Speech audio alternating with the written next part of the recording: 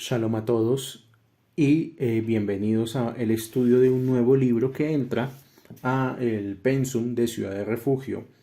Es un honor presentar Anatomía del Alma de Rabbi Nachman de Breslov. Es uno de los libros de Kabbalah teórica más importantes de todo el cuerpo del estudio de la Kabbalah. En la Biblia, en el Talmud y en el Midrash, usualmente se menciona al ser humano como un poseedor de habilidades divinas o que está emparejado con Dios o que está a semejanza de Dios. Digamos que la Kabbalah intenta explicar la creación del universo dentro de un espacio vacío y describe la formación de los mundos superiores, de las personas divinas y de las 10 sefirot, y explica cómo, entonces, la humanidad, el ser humano físico, se corresponden con todo el espectro de los amplios poderes espirituales y atributos creados por Dios.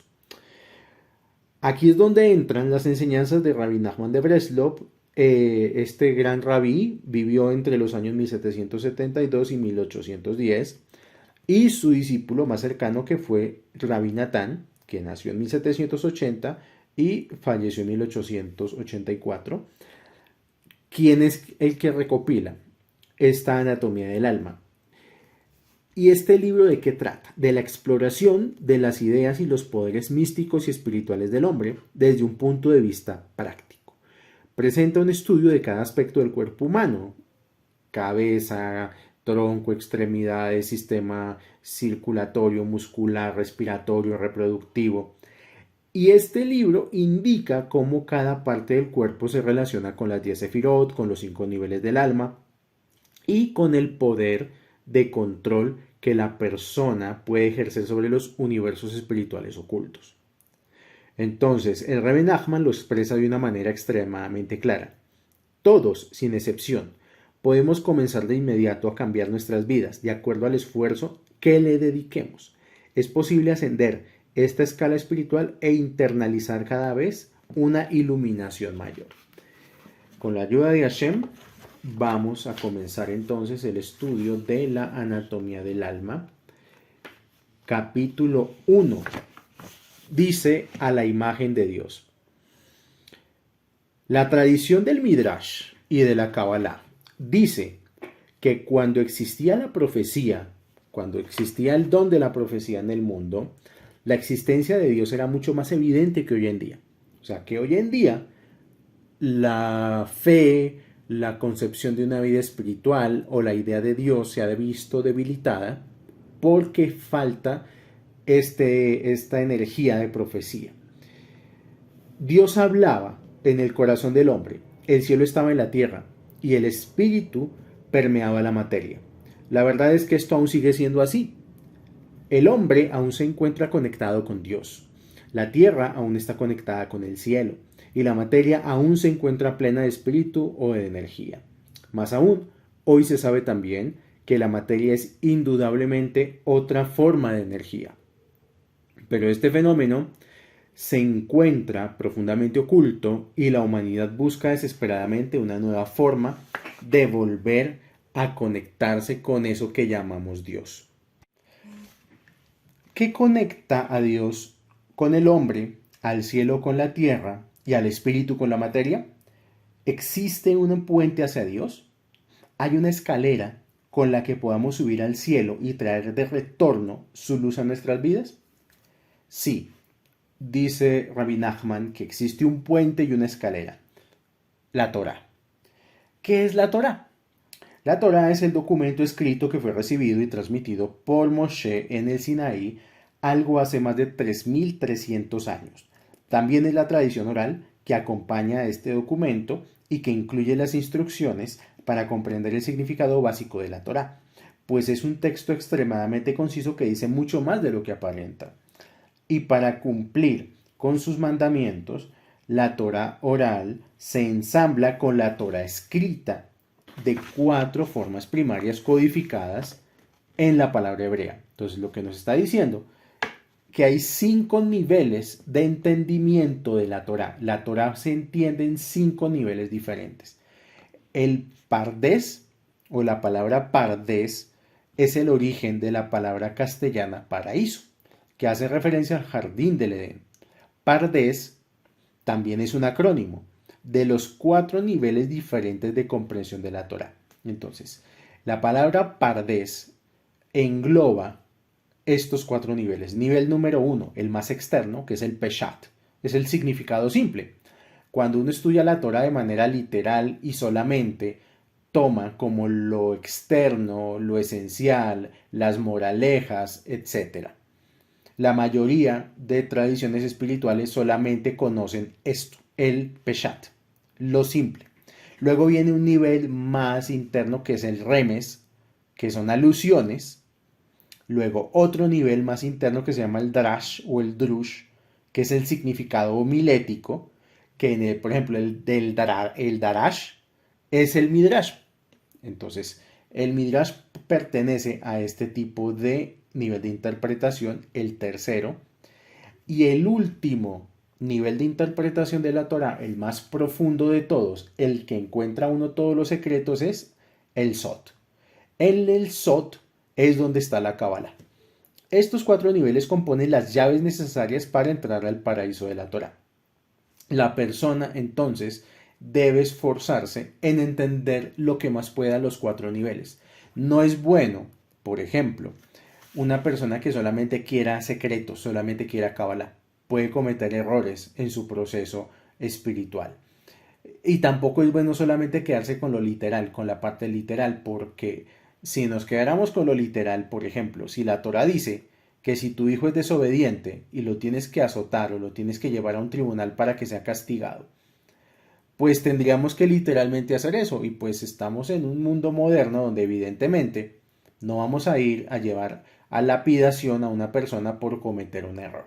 Entonces no se puede la persona solamente quedar con el nivel de interpretación externa de la Torah. Estos 4 niveles son 4 llaves. Mediante estas 4 llaves, la Torah se abre y revela no solo sus propios secretos, sino también los secretos del universo.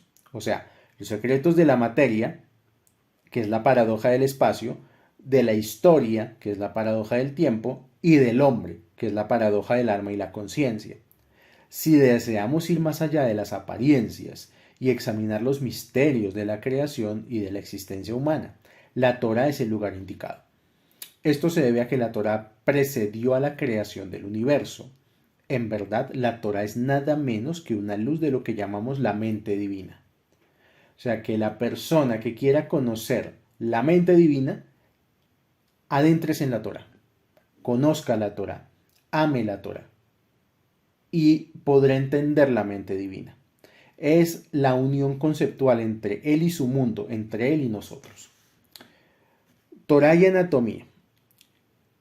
Es bien sabido que la Torah contiene 613 misbot, que son mandamientos, ¿sí? La raíz del significado de la palabra misbot está en la palabra letzavot, y la palabra letzavot significa orden o ordenar. O sea, cuando cumplimos con una mitzvah, nos unimos, nos ponemos en orden primero y nos unimos nosotros y el mundo que nos rodea con Dios. Entonces, a nivel intelectual tenemos la Torah para entender la mente divina.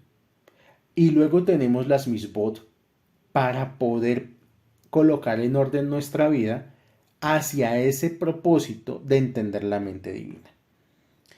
Entonces ya sabemos que son 613 misbot y que se dividen en 248 mandamientos positivos y 365 prohibiciones. Estos mandamientos abarcan todos los aspectos de nuestra relación con Dios, con nuestros congéneres y con toda la existencia. Mediante estos mandamientos, Dios provee las herramientas necesarias para que el hombre pueda conectarse con Dios y llevar a toda la creación hacia su perfección final. También la forma humana, así como las misbot, tiene 248 miembros, correspondientes a los 248 mandamientos positivos de la Torá y 365 tejidos conectivos, venas o tendones, correspondientes a las 365 prohibiciones de la Torá. Así, el hombre fue diseñado sobre el modelo de la Torá.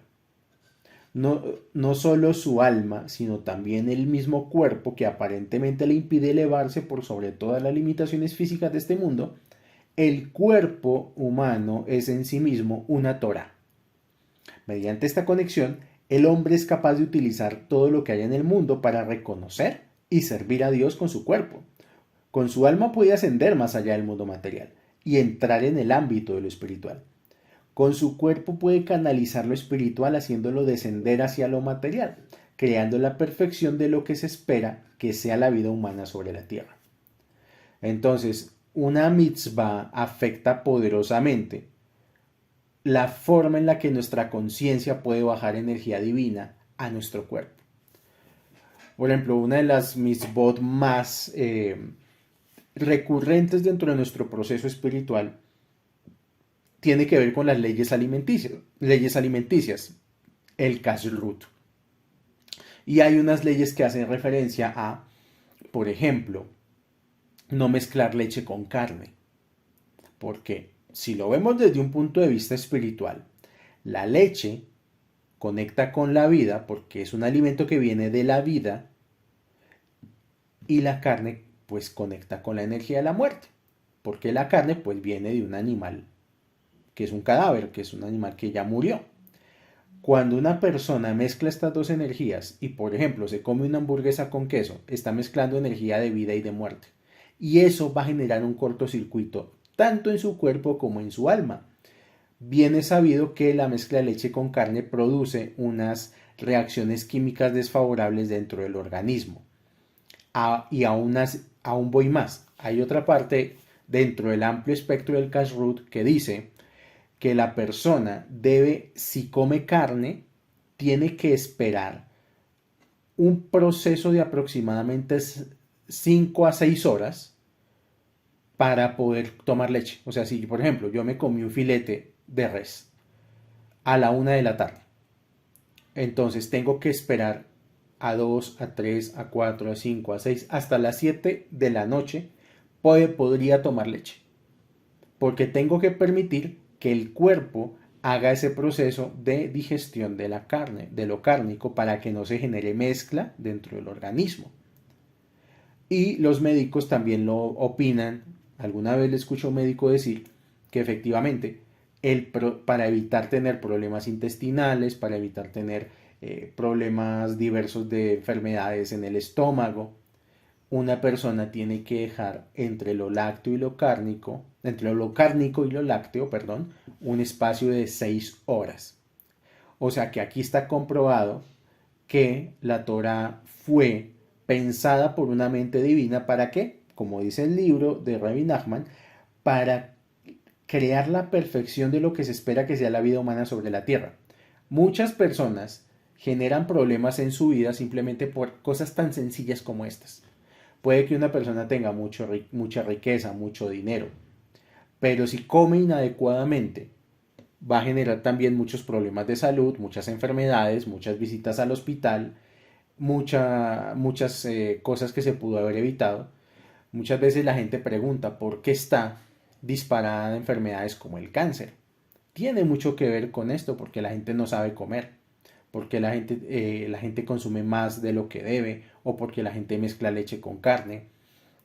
Todo esto está conectado. Vuelvo al libro. Dice, la Torá es la conexión que le permite al hombre lograr este objetivo. Escribe el Rabbi Natán sobre la conexión entre la Torá y el cuerpo del hombre. Entonces vamos a ver qué dice en el Likutei Halachot, capítulo 5, pasuk 6, tema Rosh Hodesh. Dice, para que un médico pueda curar, deberá tener un conocimiento completo de la anatomía humana. Deberá conocer todas las partes del cuerpo, los miembros, arterias, venas, etc. Deberá saber cómo es que cada órgano se encuentra interconectado con los demás y cómo uno depende del otro. Deberá saber cómo cada órgano puede ser afectado por los otros. Entonces, y solo entonces, podrá el médico comprender la naturaleza de la enfermedad que desea curar. De la misma manera, la Torah es un cuerpo de leyes donde cada mitzvah individual representa un órgano de este cuerpo. Para poder comprender el verdadero valor de la Torá, la persona deberá conocer su anatomía, sus leyes e ideales. Cómo es que cada mitzvah se encuentra interconectada con las otras como parte individual e integral de toda la Torá. El Rabí Natán continúa su discurso explicando los paralelos entre la anatomía de la Torá y la anatomía humana. Este es un tema muy importante de la Kabbalah, que describe la conexión entre ciertas partes del cuerpo y determinadas mitzvot. El Rabí Natán escribe en otro lugar que aquel que comprende los escritos del Zohar y del Ari sabe que todos los misterios de la Kabbalah se refieren a esto. Dos de los trabajos mencionados en este libro, Sharea Kedushá y Sefer Halidim, tienen este tema como su tema principal. Aunque sea material, la forma humana corresponde a la Torá y refleja los más altos niveles de espiritualidad. Cada parte del cuerpo corresponde a un concepto espiritual diferente, a una mitzvah diferente. Cada órgano y cada vena contienen su propio poder espiritual. Si son controlados, estos poderes pueden elevar al hombre por sobre la forma material que alberga su alma. Moshe es el paradigma de esta elevación. Entonces, ¿qué pasó con Moshe? Él purificó su cuerpo físico al punto en que su corporeidad se transformó en espiritualidad. La Torá es testigo de esto, cuando relata que Moshe ascendió a los cielos y allí estuvo durante 40 días y 40 noches sin comer ni beber. Esto está en Deuteronomio capítulo 9, pasuk 9. Otro versículo afirma, esta es la bendición con la cual Moshe, que se llama Ish Elohim o hombre de Dios, bendijo al pueblo de Israel. Por eso Moshe es llamado hombre de Dios, Ish Elohim, porque logró transformar su cuerpo físico en un templo divino para su servicio. O sea que el estado ideal del ser humano es no tener enfermedades. Ese debería ser nuestro ideal, que el cuerpo funcione como tiene que funcionar y que la enfermedad no lo ataque. Entonces, está escrito en Éxodo 34:30. Cuando Moisés descendió del monte Sinaí con las 2 tablas del testimonio en sus manos, no supo que la piel de su rostro se había vuelto luminosa, pues Hashem había hablado con él. Cuando Aarón y todos los hijos de Israel vieron que la piel del rostro de Moshe brillaba con una luz muy grande, tuvieron temor de acercarse a él. De esta manera termina el capítulo número 1, pasamos al capítulo número 2 de manera inmediata. Título del capítulo: El jardín del Edén. Uno de los primeros pasos que podemos dar hacia la verdadera espiritualidad es llegar a ser más conscientes del significado espiritual de la anatomía humana. Para ello debemos primero reconocer la naturaleza del alma y aprender cómo es que se relaciona con el cuerpo. En el Tikkunei HaZohar se dice que el alma se encuentra muy por encima del cuerpo, que el alma está en un nivel superior al cuerpo, y que el cuerpo se le denomina como el zapato del alma. Solo la más baja extremidad del alma calza en el cuerpo. O sea que nosotros no es que alberguemos un alma completa, sino la parte más extrema del alma, que podría ser la versión comparativamente de un pie, entra en el zapato, que el zapato es el cuerpo.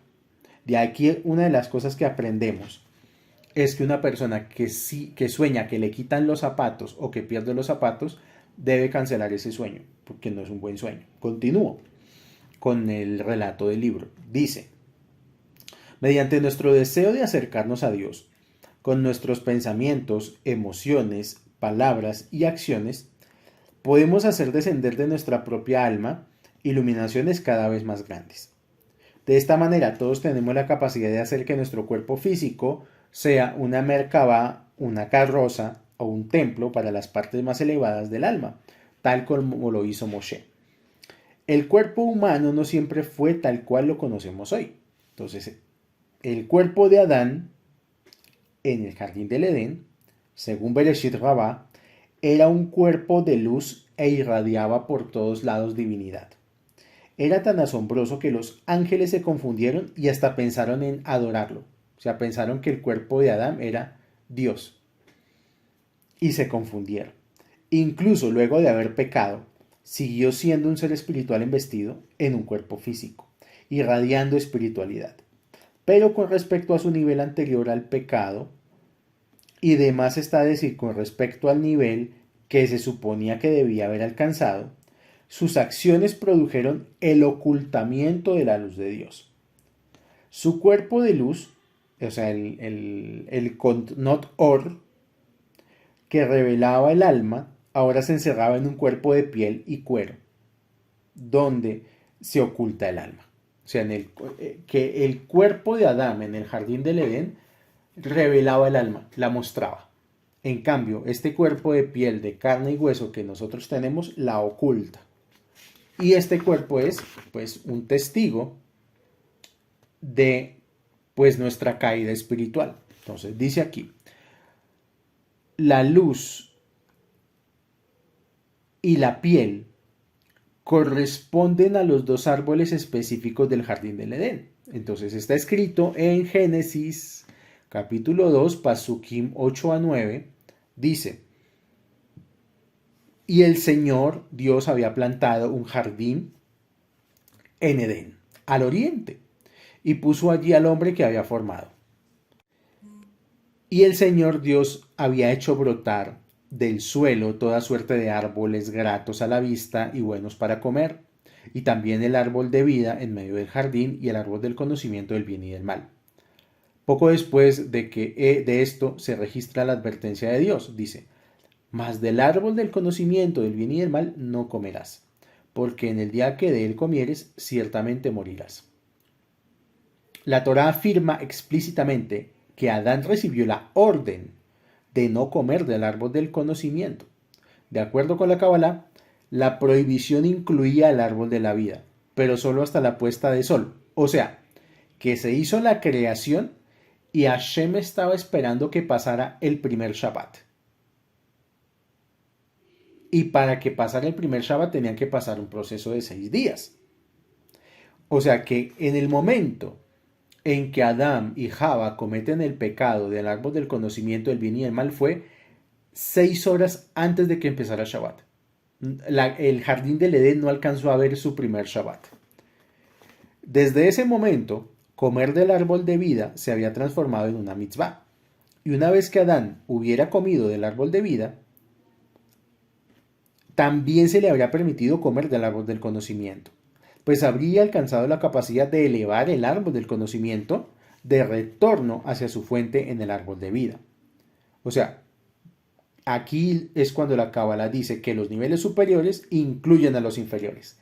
Era importante para el propósito del jardín del Edén primero comer del árbol de la vida y luego, cuando pasara un Shabbat, el árbol del conocimiento.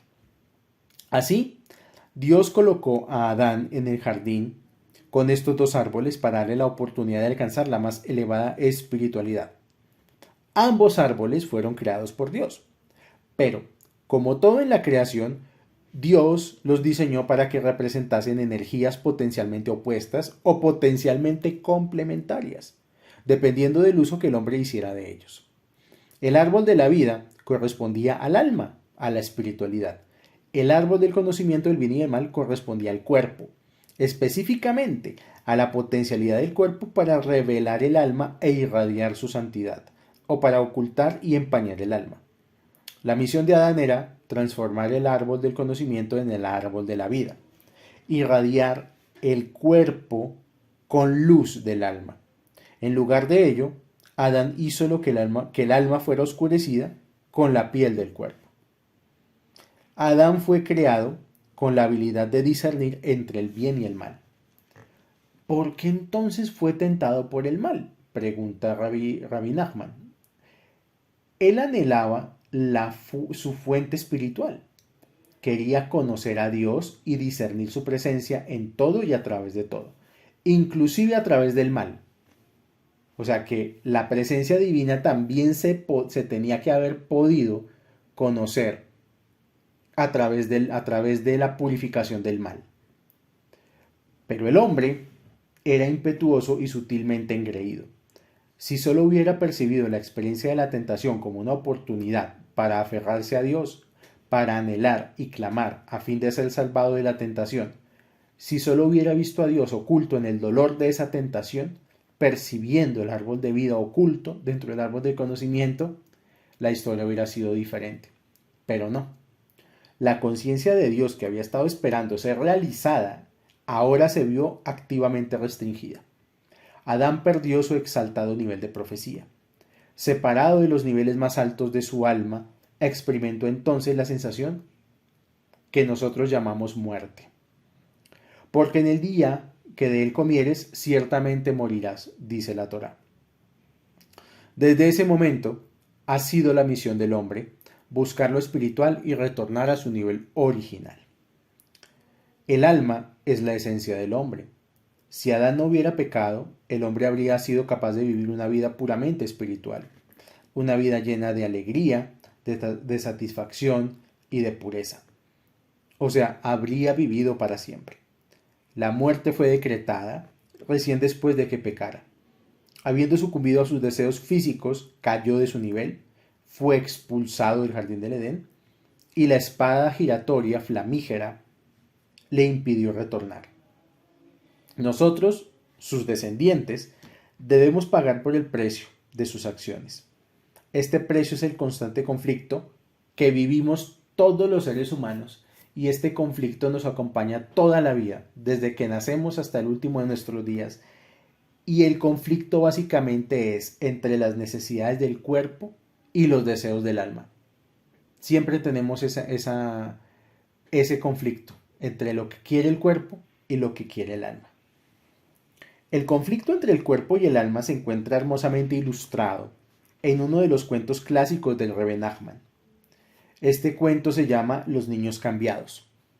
Esta historia comienza cuando la reina y su sierva dan a luz a sus respectivos hijos. Entonces dice el cuento, una reina y una sierva tuvieron hijos. La comadrona cambia a los niños, de modo que el hijo de la sierva crece como un príncipe, mientras que el príncipe es criado en casa de la sierva. Al correrse el rumor de que los niños habían sido intercambiados en su nacimiento, el usurpador expulsa al príncipe de su reino. Este recorre el mundo, dejándose llevar por los deseos de su corazón, pero eventualmente comienza a reflexionar sobre su situación y a cuestionarse su forma de vida. Si yo no soy el príncipe, ¿por qué me expulsaron del reino? Y si realmente soy el príncipe, ¿es correcto que esté viviendo una vida así? El príncipe comienza a buscarse a sí mismo, a su verdadera identidad, y eventualmente llega a ser rey de un reino mucho más grande que aquel que había tenido originalmente. En una interesante vuelta de la historia, el siervo que había sido criado como príncipe se vuelve siervo del príncipe. O sea que da vuelta a la historia. Llega el príncipe y retoma su lugar. El Rabí Natán comenta que la espada giratoria que le impide a Adán volver a entrar al jardín del Edén corresponde a un concepto que se le llama los Eijalot Atemurot, las cámaras de los intercambios. En estas cámaras uno se enfrenta constantemente con conflictos entre el bien y el mal, entre la luz y la oscuridad, entre lo dulce y lo amargo. Y cada aspecto se presenta a sí mismo como la elección correcta. En síntesis, estas cámaras están representadas por nuestros conflictos respecto a la vida misma. Como le pasa a muchas personas, ¿debemos seguir una vida material o una vida espiritual?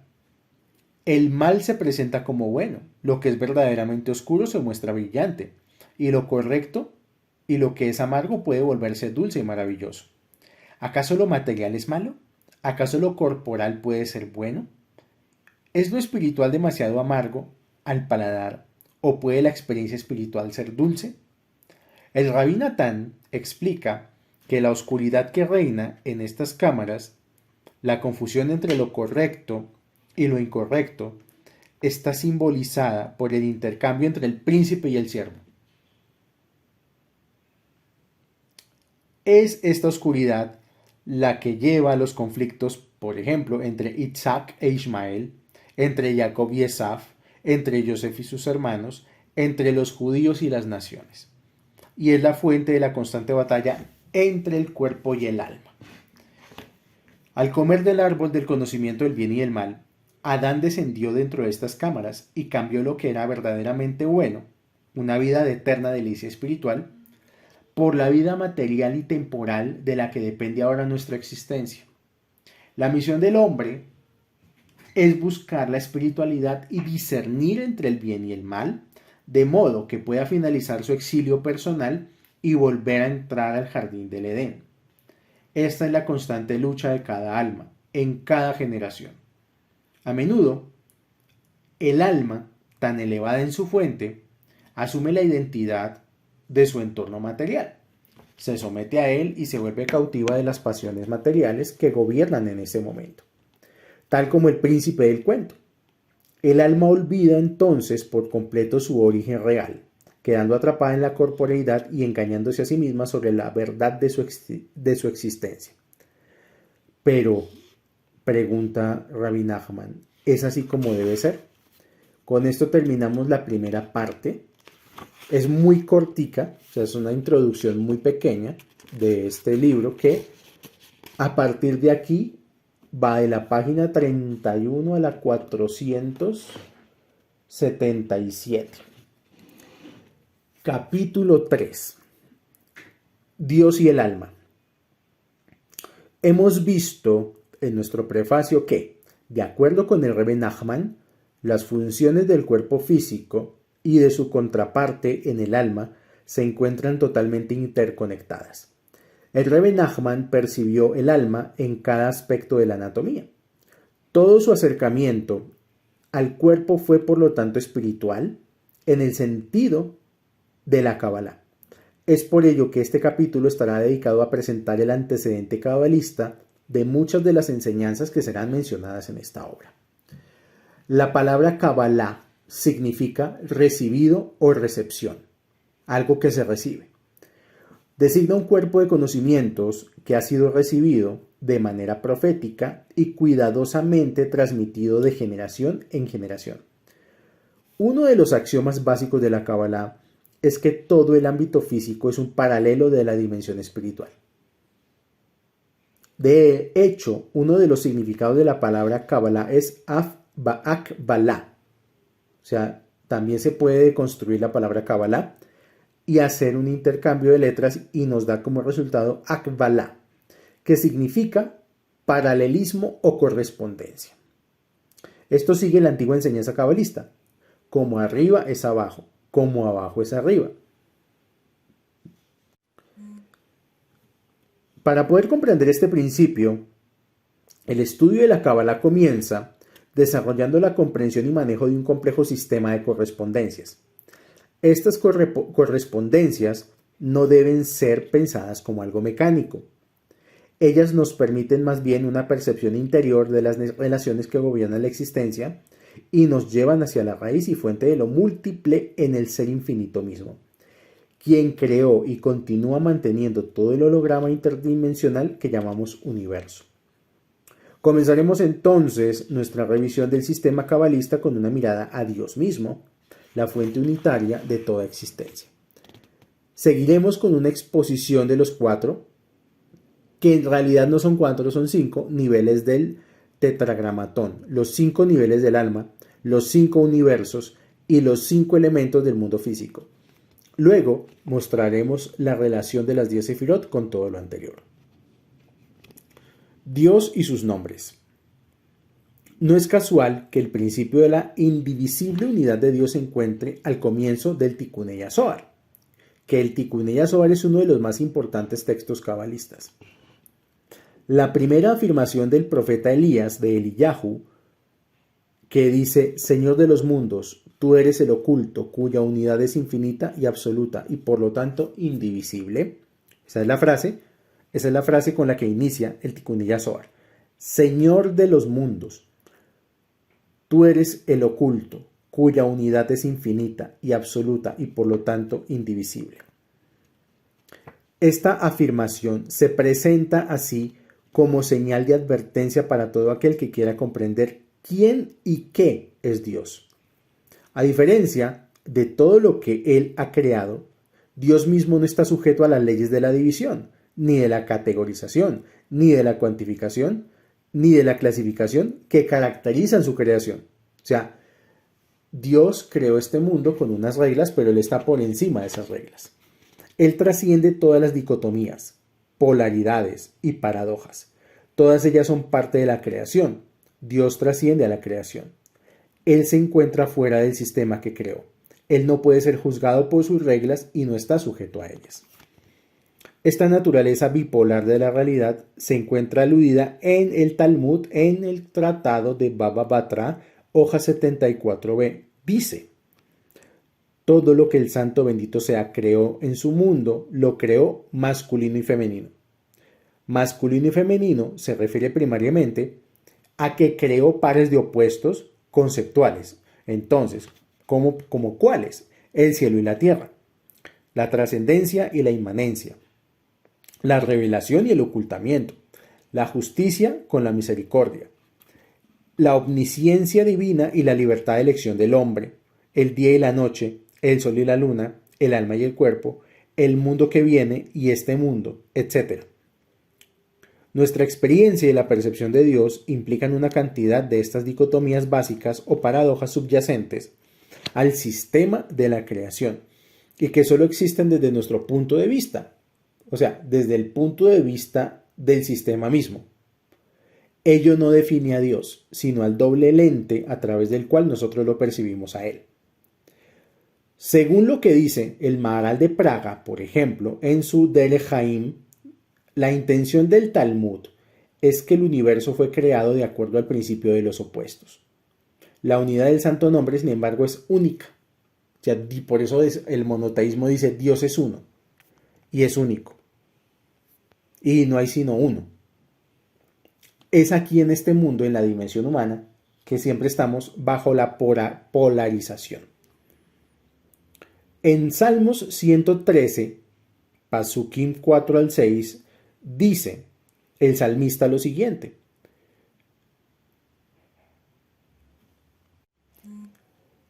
el Señor, más allá de la concepción de todas las naciones, sobre los cielos, su gloria, ¿quién es semejante al Señor nuestro Dios? ¿Quién se sienta en sus alturas? ¿Quién baja la mirada para ver en el cielo y en la tierra? La tradición cabalística es inequívoca. Dios mismo se encuentra más allá de toda descripción. Él es llamado el infinito o el Ein Sof, pues no existe una categoría finita con la cual podamos describirlo o describir su esencia. Solo es su luz, la luz del Ein Sof, la que fluye en forma restringida a través de todo el sistema de universos. La luz infinita entonces se mueve a través de los olamot, de los universos. Como veremos, el término olam deriva de la raíz elem o geelem. Entonces la palabra olam, que significa universo, también significa elem o geelem, y las palabras elem y gehelem significan respectivamente escondido u oculto. O sea, que Dios es Melech HaOlam. Por eso decimos siempre cuando hacemos bendiciones, Baruch atah Hashem Eloheinu Melech HaOlam. ¿Qué significa Melech HaOlam? La palabra Melech HaOlam significa rey del universo o rey que se oculta en su mundo. Todos los universos que Dios creó son solo pantallas que filtran la poderosa radiación de su luz infinita. Llamamos a estos filtros de maneras diferentes: mundos, universos, dimensiones, o, como se dice en el árbol de la vida, sefirot, dimensiones espirituales, etc. Pero, nuevamente, ¿por qué necesitamos un sistema de canales? ¿Por qué necesitamos una dimensión espiritual entre nosotros y el infinito? ¿Por qué no podemos relacionarnos directamente con Dios? Porque la energía sería demasiado caliente, dice aquí, como si fuera un reactor atómico. Es imposible conectar una lámpara al reactor, a menos que uno quiera que se desintegre. se necesita una estación reductora del poder eléctrico de modo que pueda utilizarse y no ser dañada. El Ein Sof, el infinito, o más bien, Ein Sof es el infinito. Por definición, el Ein Sof excluye la existencia de lo finito. Para que algo más pueda existir, para que el mundo y todo lo que contiene, incluidos todos nosotros, podamos existir, el Ein Sof hubo de crear un sistema gradual descendente. Este sistema es como una estructura limitativa o una escala, o como lo llaman los cabalistas, un sistema de vestimentas que ocultan y disminuyen gradualmente la luz de Dios.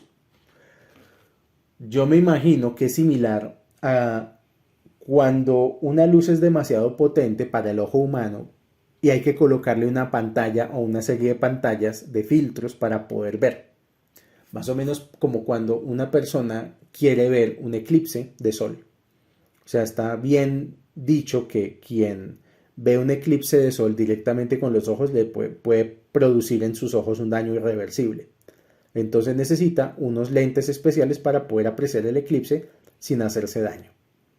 De la misma manera, la luz divina no nos puede llegar de manera directa, necesita filtros. Y esas son las vestimentas que habla la Kabbalah y que ocultan y disminuyen gradualmente la luz de Dios. La más elevada de estas vestimentas es uno de los nombres ocultos de Hashem, que se pronuncia Yud Kei Vav Kei, y no se puede pronunciar.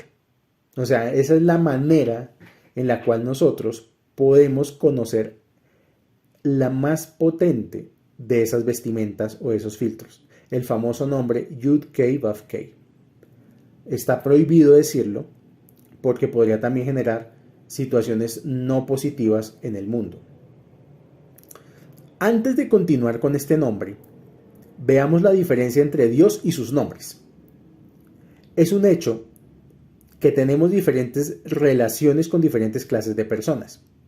Entonces, por ejemplo, una persona, digamos que puede haber excepciones como todo en la vida, pero digamos que para poner el ejemplo que quiero dar a entender, tenemos un padre y una madre, tenemos cónyuges, amigos y maestros. A veces incluso tenemos diferentes nombres para la misma persona dependiendo de las circunstancias. Sí, o sea, por ejemplo, cuando estamos bien con una persona le llamamos con un nombre cariñoso. Cuando estamos peleando con esa misma persona le llamamos con su nombre normal. A veces pasa. Esto se debe a que tenemos diferentes relaciones con la misma persona, dependiendo de la situación en la que nos encontramos. Formal o informal o incluso en un ambiente íntimo, podemos llegar a llamar a la misma persona de diferentes maneras. Esto puede llevar incluso al uso de diferentes inflexiones de nuestra voz. O sea, también la modulación cambia cuando estamos en modo tierno a cuando estamos en modo militar. A veces no importa lo que decimos, sino cómo lo decimos. En términos generales, a medida que más nos involucramos con alguien, le hablamos de manera diferente y los nombres e inflexiones se vuelven más íntimos. Por ejemplo, si uno se encuentra con una persona llamada Martín Cohen y no le tiene confianza, lo más seguro es que le digas señor Cohen en un ambiente formal. Al conocerlo, quizás le llamemos por su nombre normal, Martín. Y más tarde quizás, si le tenemos más confianza y nos hacemos amigos de él, Martincito. Entonces, habríamos llegado al nivel en el que ya no existen nombres. Vale decir, aunque el nombre de la persona es algo muy profundo, ¿podemos decir que él o ella es su nombre? O sea, si llamamos a una persona de diferente manera, ¿será que la persona es en esencia su nombre? Lo mismo ocurre con Dios. Un versículo del Salmo 65, Pasuk 2 dice, Leja dumia tehilá. O sea, esto significa, para ti, el silencio es alabanza. Decimos de Dios que es, entre comillas, nuestro Rey, nuestro Padre. En el Zohar llegamos incluso a llamarlo nuestro abuelo. Moisés llama a Dios aquel del rostro alargado. Seir Anpin. rostro alargado. Dios mismo le dice a Moshe que él es Ejie Asher Ejie. Esto, la forma como se presentó la primera vez Dios a Moshe en la zarza ardiente fue diciendo Ejie Asher Ejie, seré el que seré, yo soy lo que soy, o yo soy aquel cuya existencia solo puede ser expresada como siendo. El profeta Daniel lo llamaba el anciano de días. Nosotros usualmente llamamos a Dios misericordioso, bondadoso, sabio, recto. En el rezo lo llamamos Adonai. Todo el tiempo en el rezo se llama Adonai, o sea, Señor. En algunos pasajes de la Torah se le llama Elohim, que es gobernante y juez. También se le conoce a Dios como Shakai, el Todopoderoso.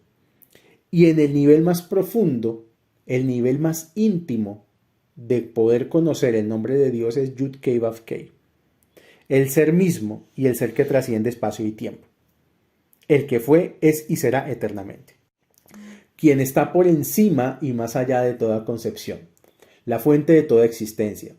Todos estos nombres expresan diferentes interacciones de Dios con su creación. Aunque no es esta una clase de Zohar, por ejemplo, en la época antes de Abraham, solamente en el mundo se manifestaba el nombre Elohim. Y Elohim lo único que regía y lo único que rige son las leyes de causa y efecto, las leyes de la naturaleza. Cuando llega Abraham al mundo, se le presenta otro de los nombres de Dios. Y ese nombre llega a este mundo y es Adonai, el Señor. Cuando llega Moshe, es cuando se presenta el nombre definitivo con el cual lo conocemos, que es Yud Kei Vav Kei. Y con este nombre es que Moshe se apoya para producir todos los eventos sobrenaturales con los cuales derrotó a los egipcios, con las plagas, con la apertura del Mar Rojo, etc. Es un nombre que es antimateria pura. Es un nombre que está por encima de las leyes de la naturaleza. Aunque todos estos nombres son muy profundos, Dios es más que el nombre con el cual lo podamos llamar. Pues hasta el más exaltado de los nombres es finito en comparación con la luz infinita que le da vida. Un nombre es una creación que expresa una relación determinada, que crea la posibilidad de una relación entre Dios y aquello que Él creó.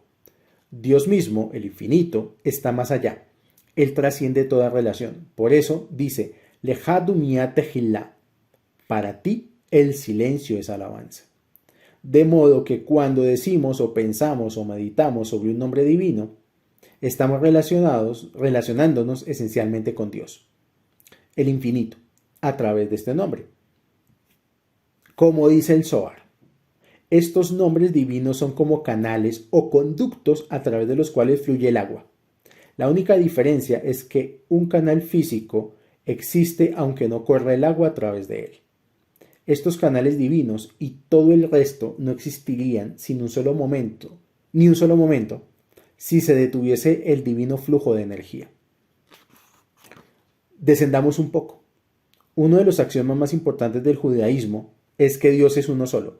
Dice la Torá en Deuteronomio 6, versículo 4, Shema Israel Adonai Eloheinu Adonai Echad. Y este es el famoso rezo del Shema que decimos todas las mañanas. Y decimos este rezo por lo menos 2 veces al día. Ellas se encuentran entre las primeras palabras que aprende el judío y entre las últimas palabras que dice antes de morir. O sea que cuando un judío está a punto de fallecer o está en grave peligro y piensa que va a morir, lo primero que tiene que hacer es decir Shema Israel Adonai Eloheinu Adonai Echad. En el marco de las puertas de toda casa judía se coloca una mezuzá, proclamando estas palabras. También estas están en los tefilín, que diariamente acercamos a nuestro corazón y a nuestra mente. Todos ellos proclaman este principio básico del judaísmo. Lo que esto nos dice es que todas las cosas provienen de una fuente una y única. Toda la creación está unida por Dios. Existe una sola fuerza unificadora en el universo. Dios, el Ein Sof. La Torá nos dice en Deuteronomio 4:39, conoce hoy y pon en tu corazón que Yud Hei Vav Hei U a Elohim, o sea que es el supremo poder. En los cielos arriba, sobre la tierra abajo, y no hay ningún otro.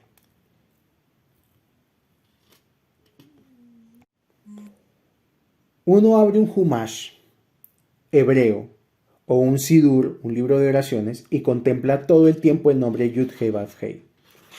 Como se dijo, no lo pronunciamos tal cual está escrito. Esto también nos enseña algo, y es que el nombre más elevado de Dios, y más aún su infinitud, la cual permea este nombre, se encuentra más allá de nuestra posibilidad de comprensión. Yud-Hei Vav-Hei es el santo de los santos de la existencia. Contiene el secreto de la relación de Dios con los mundos que Él creó. Al no decir este nombre y al no pronunciar siquiera sus letras, muchas veces en voz alta, reconocemos esta santidad.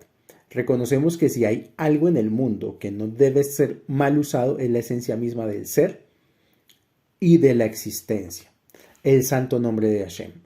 De modo que por reverencia y en señal de nuestra sensibilidad respecto a aquello que es completamente uno y santo, solo podemos pensar en sus letras y lo que éstas significan, pero nunca pronunciarlas tal cual están escritas. Aquí, quien les está leyendo lo está haciendo de manera pedagógica, pero nunca se pronuncian las letras en una conversación casual o para alguna petición específica.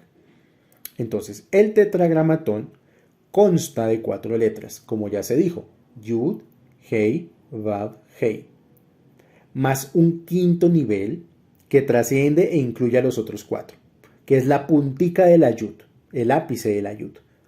De acuerdo con la Kabbalah, estos 5 niveles comprenden todo lo que existe. Este es el nombre que representa la totalidad de todo lo existente. Y para nuestros propósitos, la única diferencia entre este nombre y el Ein Sof, que lo llena y lo atraviesa, es que mediante este nombre Dios deseó y trajo a la existencia toda la creación. Como dijimos, en el nivel del puro Ein Sof nosotros no existíamos. Dios, sin embargo, desea nuestra existencia. Veamos cómo es que esto funciona. Este nombre está relacionado con la conjugación verbal de sus tiempos, pasado, presente y futuro, de una palabra hebrea, que es la palabra ser.